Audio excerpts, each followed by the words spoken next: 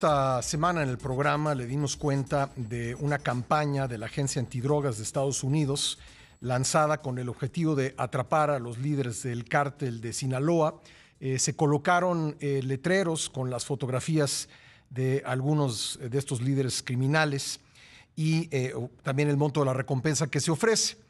Y bueno, sobre esto escribía en su columna en el periódico Excelsior Jorge Fernández Menéndez el día de ayer.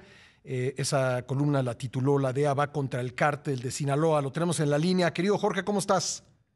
Pascal, un placer como siempre saludarte a ti, a todos los amigos del auditorio y demás. Oye, pues como especialista en estos temas, Jorge, ¿cómo ves esta campaña? Y si te pregunto si encuentras alguna coincidencia con que ayer comenzó la visita al país del más alto funcionario del Departamento de Estado en tema de narcóticos y vino a hablar de fentanilo. ¿Ves alguna relación entre estos dos hechos? No, pues claro, tienen una relación directa. Marca esta campaña. Las cifras de recompensa que se ofrecen son las mismas que estaban, 20 millones para Caro Quintero, en un caso que tiene relación con el actual narcotráfico, pero también en muchos sentidos con toda la historia del asesinato del agente de la DEA, Enrique Camarena, allá en los años 80. Ujú. Y son 20 millones de dólares, 15 por el Mayo Zambada, 5 por los Chapitos y por el hijo del Mayo Zambada, 5 por otros dos operadores. Eso no ha cambiado. Lo que quiere en este caso las autoridades de Estados Unidos, en particular la DEA, es focalizar el tema en el cártel de Sinaloa. ¿Por qué? Porque el gobierno mexicano tiene mucho más interés en otros grupos que en el cártel de Sinaloa. Ujú. Entonces, y el cártel de Sinaloa, lo hemos dicho contigo muchas veces, lo hemos escrito, es el cártel más poderoso que hay en México. Lo Ujú. era hace 10 años y lo es ahora, incluso ahora, más poderoso que lo de la extradición del Chapo Guzmán. Y el fentanilo, el gran introductor de fentanilo a los Estados Unidos es el cártel de Sinaloa. No es el único, por supuesto, Ujú. pero es el gran introductor de fentanilo que ha provocado, bueno, distintos opioides, 109,000 muertos, es lo que se informó ayer, 109,000 muertos por sobredosis en la Unión Americana el año pasado. Sí, impresionante dato ese y pues es revelador de la preocupación que tiene Estados Unidos sobre la introducción de esta droga, que además me sorprende pues la cantidad tan pequeña de fentanilo que se acusa que se ha traficado, capaz de hacer un daño tan grande como ese.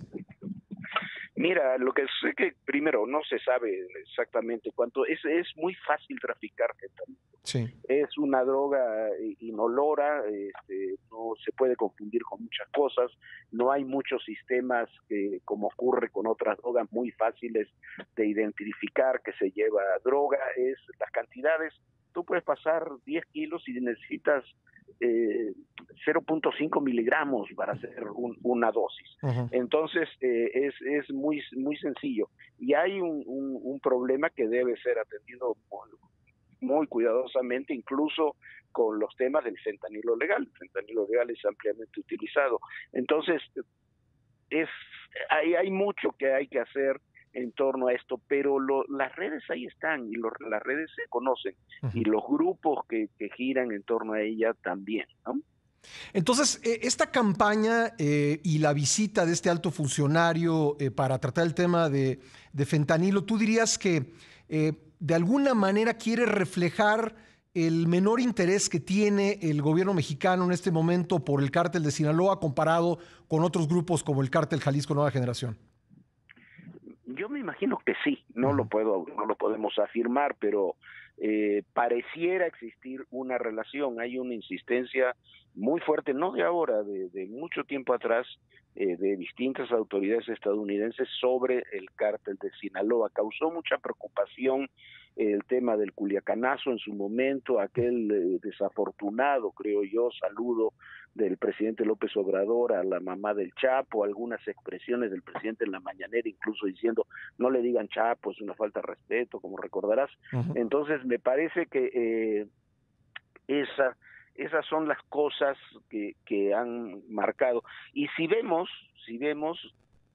ha habido algunas acciones puntuales contra el cártel de Sinaloa, sobre todo algunas áreas militares han golpeado laboratorios y redes de distribución del cártel de Sinaloa, pero no ha habido ninguna gran detención en torno al cártel de Sinaloa en estos años, con la diferencia además de que el Caro Quintero y los Chapitos, si bien los ponen en el mismo paquete, son grupos enfrentados en la actualidad, ¿no?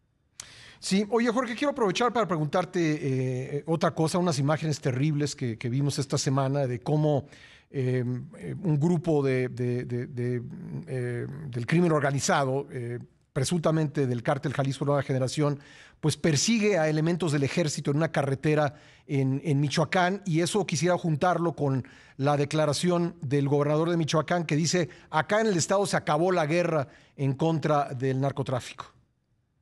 No es desafortunado, es desafortunadísimo. Y la declaración del gobernador Ramírez Bedoya se da un día antes de estos hechos que ocurrieron en Nueva Italia, en Michoacán. A ver, yo nunca había visto, tú y yo llevamos muchos años, Pascal, en esto, tú nunca habías visto al ejército correteado por narcotraficantes en pleno día, y no un elemento, dos elementos, sino dos camionetas, por lo menos creo que son las que se ven ahí, y no, es una imagen difícil de conseguir, porque además no hay ninguna respuesta, no hay ningún intento de respuesta.